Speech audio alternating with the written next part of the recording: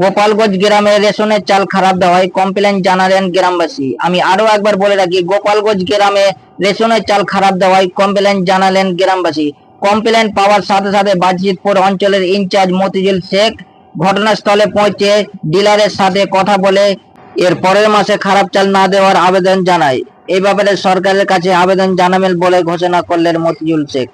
কি করে হবে যে ছাগলে খাই না খো চালটা চালটা ছাগলও খায় না। না, আমি সায়েন্স রিসার্চের একটা কাস্টমার। আমি মাল নিতে আসি, মাল দেখতে পাই যে গাড়ি থেকে নামে সেই মাল ডিলারের ডেলিভারি করে। এবার অনেক সময় 19-20 থাকে, সেরকম খারাপ হয় না। মানুষ যারা খাচ্ছে, যারা না খাওয়া তারা হয়তো বিক্রি হচ্ছে যেখানে সেখানে, কিন্তু মাল তো অতটা খারাপ হয় না।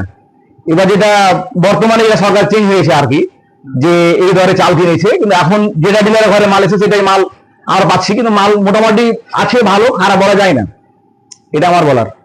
তো পাবলিক কমপ্লেন দিচ্ছে যে চাল সরকার থেকে দিচ্ছে এই চাল কোনো খাওয়ার উপযুক্ত নয়, বা আটা দিচ্ছে এটা খাওয়ার উপযুক্ত নয়, তার জন্য বাইরে কাউকে বিক্রি করে দিচ্ছে। তো এই ব্যাপারে কি বলবেন আপনি?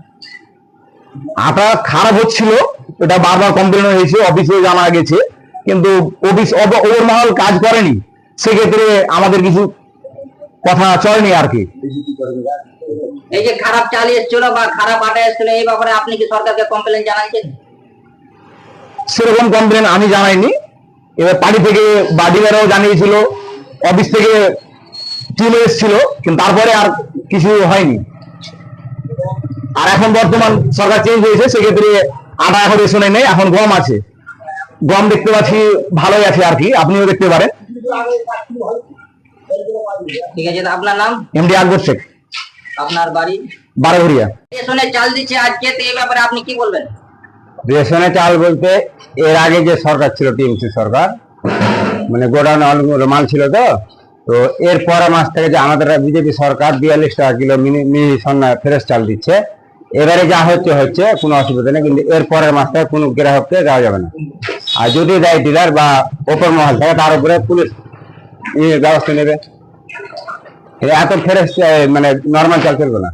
নরমাল চাল চলবে না, না। সরকার যেটা দিচ্ছে সেটাই দিবে। এই মুহূর্তে পাবলিকের কাছে খবর পাওয়া গেল যে চাল নাকি ভালো দিচ্ছে না, আটা ভালো দিচ্ছে না, এই ব্যাপারে কি বলবেন? ওই জন্য তো আমি বুঝাতে এসেছি যে কোনো ঝামেলা করার দরকার নেই।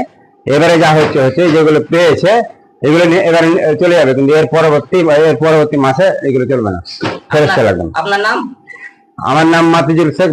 আপনি এইসব চাল পাবলিককে দিচ্ছেন, এই চালের মধ্যে খারাপ পরিবেশন মনে হচ্ছে, তো আপনি এই ব্যাপারে কি বলবেন? আমি সরকারের কাছে একটা আবেদন